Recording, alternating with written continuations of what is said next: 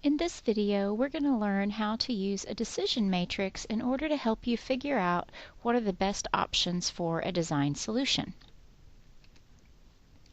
How do you develop a decision matrix, and what is a decision matrix? A decision matrix is used to compare design solution against one another using specific criteria so that your bias and what you think might be the best design stays out of it. That sometimes you have your design and you really like your design and you want to build it, but it may not be the best solution for the time that you have or the materials you have available. And so the decision matrix really helps you to figure that out and make your decisions and stay unbiased. It's really just like a survey. Like you're taking a survey of different people and you're ranking them, and you're gonna add them up in the end to figure out which one is the best solution. So let's practice making one here, and let's decide what materials would be best for creating the models of our puzzle pieces. So we have several different designs here. We could use dye, or we could use modeling clay. We could use these interlocking centimeter blocks. We could use sugar cubes, that would be fun. Or we could use caramel. I love caramel, that would be tasty alternative. Or we have the 3/4 inch wood blocks that you've already been working with. So what are some advantages to using model clay? Well, it's reusable. It's readily available. A disadvantage is that it does require some forming. It comes in these little tubes and you have to make them into the cubes. They are sticky, so they'll stick together when you put them together, but a disadvantage is that they are imprecise geometry. It would be very hard to make all of your cubes exactly the same, and in trying to do so you would use a lot of time. How about caramel cubes? They're very cheap and they're readily available this time of year. There's lots of caramel out there. They are already pre-shaped, so it takes care of the disadvantage from the clay in that you would have to make the shapes themselves. They are sticky so that you can still, if you unwrap them, you can still stick them together and they would hold your form. And then also, but they do have imprecise geometry, and squeezing and moving them when you unwrap them, they're not all exactly the same size or exactly the same shape because they could get melty and distorted. How about dye? Dye would take care of that. They have very precise geometry, and we could use them to represent the same shape and put them together to make puzzle cubes. That would be a neat solution. However, the disadvantage to dye is that they're expensive. In order to be able to buy 27 dye, that's going to cost you about $25 to $30. And then if there's about 30 people in your IED class, $25 times 30 people, or let's say $30 times 30 people, that's $900 just to build the puzzle cubes. And then if somebody should happen to lose one, we're going to need more. They're not sticky, that's another disadvantage. They would require two-sided tape in order to put them together and make them stay together. But they are very stable because they're very rigid. The centimeter cubes are cheap. They're cheaper than buying dye. They are reusable. And they're not sticky, but they are interlocking because they have this little notch on the sides that can be put into this hole to make them stick together. And they do have very precise geometry. Foam blocks are what we're using here, or wood blocks. These can be expensive. They are reusable. They will require some two-sided tape or some glue to put together. They could fall apart easily, and they do offer imprecise geometry. Because they're foam, they're a little bit squishy, so they can see that they might be distorted on the edges. And sugar cubes. How about if we use sugar cubes? They're very cheap. You can buy them at the grocery store for super inexpensive. They are readily available. You can get them at any grocery store. They would require glue because I don't think double-sided tape would be strong enough to hold them. They do have these messy granules that are going to fall off and change the shape as you work with them. Pieces of the sugar will fall off of the cubes. But they do have fairly uniform geometry. It's kind of in the middle of precise versus imprecise. So let's consider what criteria do we need to consider to pick which of these materials would be the best in our decision matrix. So I'm thinking cost is a big factor. We're all in the public schools, and we don't have lots of money to be buying the cubes in order for you to build your puzzle cube. So we want to keep cost at a minimum. Reusability, it would be nice if, because that way if I bought extras, I could put them and they would save until for the next year, and so other people could use them. Or if I accidentally take too many, or I make something, or I make a puzzle piece, I glue something in the wrong spot, how easy it is to take it off and put it in the right spot and reuse it. The geometry is going to be really important for us. If we want the cube to fit together, then we're going to need the blocks to be uniform. Otherwise, we're going to have parts that are too loose or too tight, and then that's going to create problems with our cube and trying to assemble it and take it apart.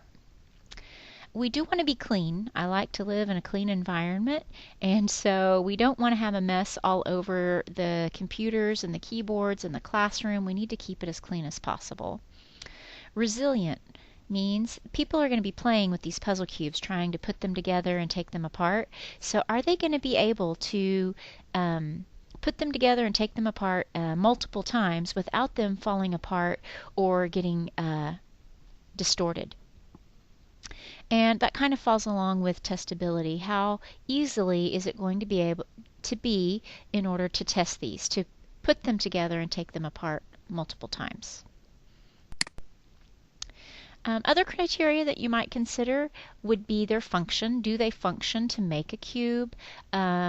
Manufacturing costs, sometimes not, especially in this example, but sometimes when you're trying to create a design solution, you need to keep the cost of manufacturing the product as at a minimum so that you make the most profit when you sell it.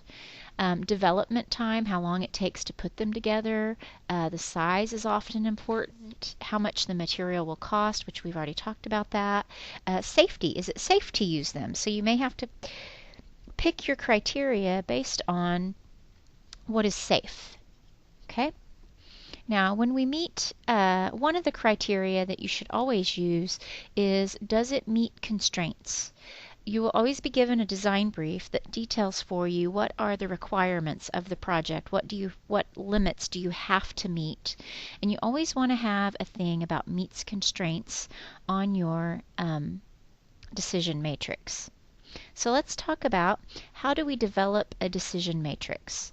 So we're going to take the criteria and take our ideas and kind of put them into a spreadsheet, but then we have to think of a rating system to kind of to be developed to rate the categories on how well they keep the cost down. If having a low cost is important for our criteria, I need to be able to rate on a scale how well this particular item keeps the cost down.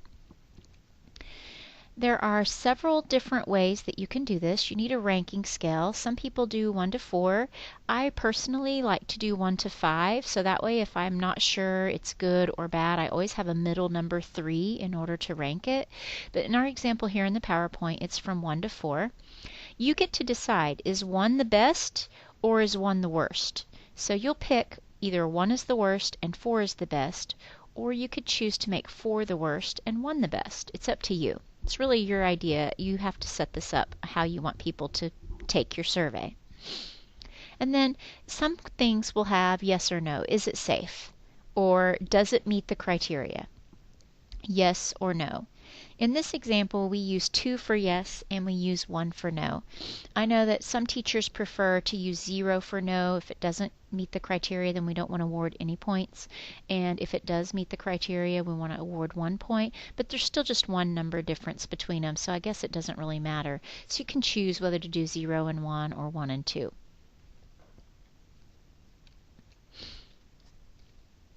Setting up the decision matrix. This is what a decision matrix looks like, and there's a template on Blackboard that can help you if you want a nice neat one like this, or some students just choose to draw the table in their engineering notebook. So you can choose whichever way you like best, and at the end of this presentation I will show you where you can find the template on Blackboard.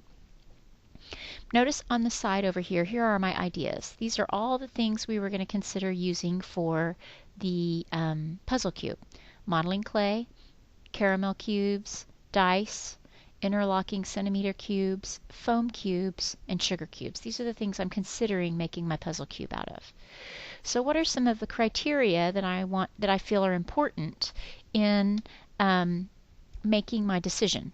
So definitely we've already talked about cost is definitely important. And reusable. Is it reusable? Can I, if I make a mistake, how easy is it going to be to take it off and put it back on somewhere else? Uniform geometry is also going to be super important because we want the blocks to all be the same shape and about the same size so that when we start putting them together in pieces, we take those pieces to put together as a block, they will fit very nicely together and they will not get stuck or be too loose and fall apart. Self-adhering, and you need to decide if this is important to you or not. Is it important that they stick together on their own, or is it okay that I need glue or tape to help them stick together? Cleanup needed, because we said cleanliness was important. So am I going to have to clean up after I use these? And this is going to be a yes or no question. So we'll use this scale over here. Model resilience. How well will it hold up? If we drop it, is it going to fall apart? If people use it over and over and over, will it still stay together in the same form and be a good model? And then testability with other parts. Is it going to be testable to be interlocking the two parts together over and over? Kind of, in my opinion, I would put these two together. But are we going to be able to test it, and will the material hold up while we test? Okay, so these are the criteria that we have decided are important for us in deciding which one of these ideas we're going to use. And then notice down here at the bottom, we have a ranking system. You should always put your ranking system on here. Not everyone chooses to do 1 is worst and 4 is best. Some people choose to do 1 is best and 4 is worst. And then they'll be looking for the smallest total over here. But that's up to you and how you set it up. But you should always include your rankings so that when you start to do your survey, you know what your choices are down here. So now we're going to start trying to take the survey, if you will.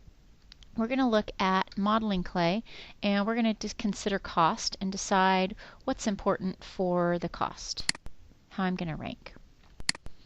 So here's how I'm ranking the cost for each of the items. We said modeling clay was relatively inexpensive, so I gave it a 2. The caramel cubes are inexpensive, but more expensive than clay, so I gave them a 3. Dice are, I'm sorry, I said that backwards. The caramel cubes will be cheaper than the modeling clay and more easily available, so I gave them a 3 because that's best. The dice were super expensive. We talked about this, so I gave it 1 as going to be worst. It's going to be one of the most expensive options out of this list. Interlocking centimeter cubes.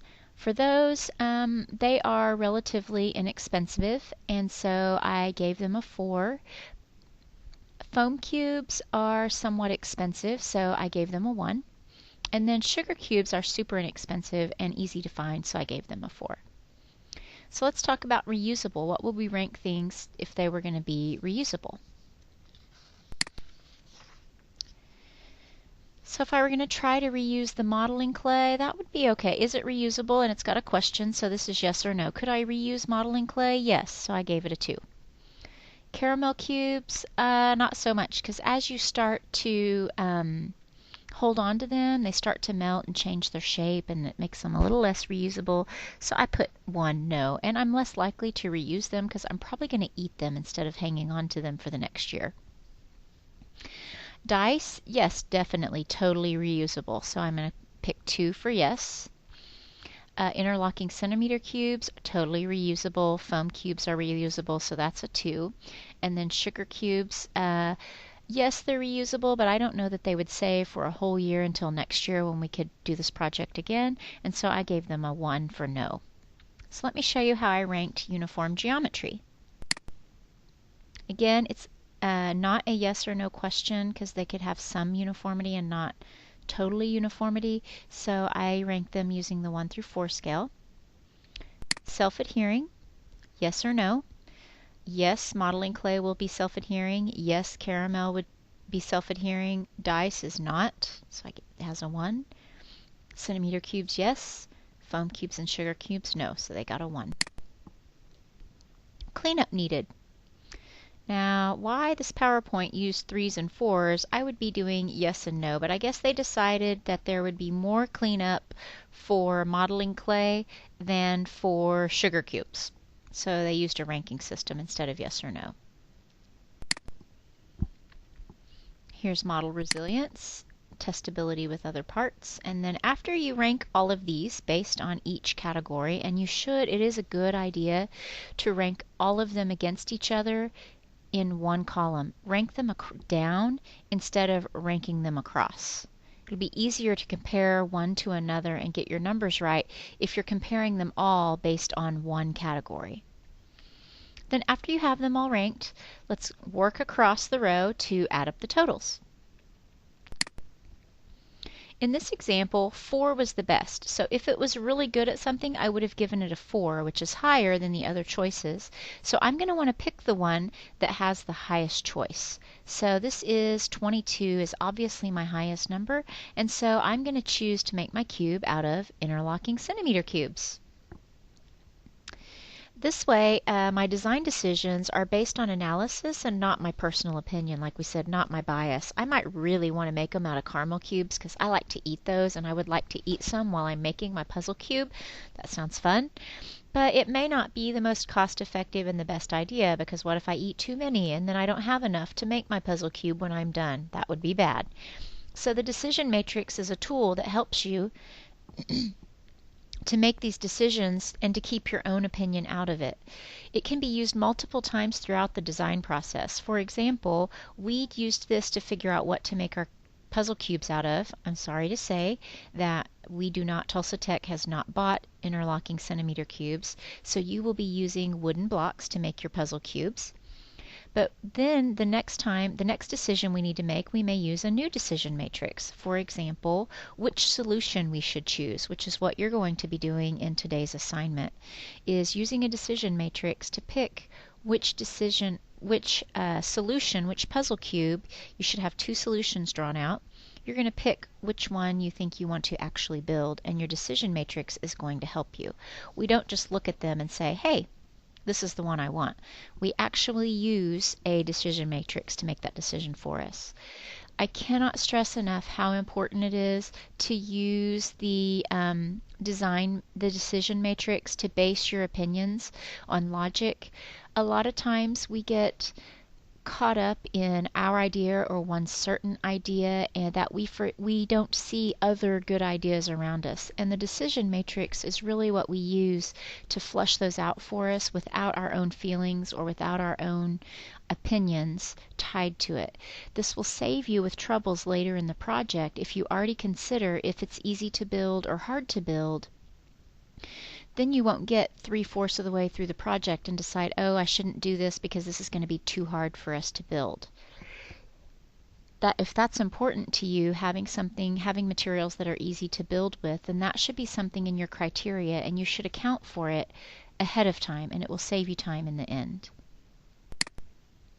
Now I want to show you there is a template that you can use. Again, you can just draw these decision matrix grids in your engineering notebook, but if you want, some people like a cleaner look, you can go over here to the design process button, and if you go to step 2, generate concepts, the decision matrix template is right here, and you can save it to your computer, and then you can edit it and put in your own criteria and your own ideas, and then you can print it off for filling out, or you can even fill it out on the computer. But this is where you find it on Blackboard, is in the design process button, and then go to step 2, generate concepts, and you'll find it in there. So hopefully this helps you figure out the importance of a decision matrix and how to build one, and now we're going to give you a chance to try. Thanks for listening.